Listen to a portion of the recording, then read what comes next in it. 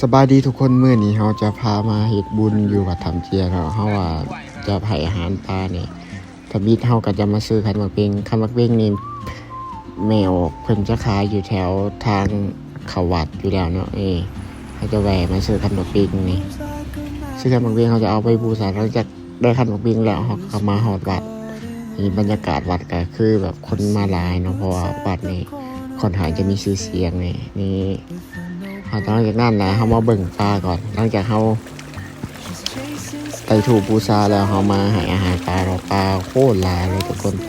คือปลานี่เพิ่นหนาจะบ่ได้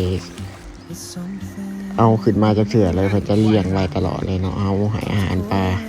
นี่อาหารปลาทุ่งนึงปลาบอกเลยว่าปลาโคตรหลายตัวใหญ่เพราะว่าเพิ่นบ่ได้เอาขึ้นมาเลยนะทุกคนเนาะ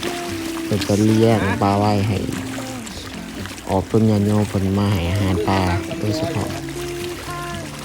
บอกเลยปลามีตัวยังไงบรรยากาศในวัดก็คือดีเนาะมื้อนี้เป็นมื้อที่อากาศดีบ่ร้อนบ่หนาวอากาศปานกลางหลังจากนั้นเฮาก็มาเบิ่งเลขโอ้ถูกเลข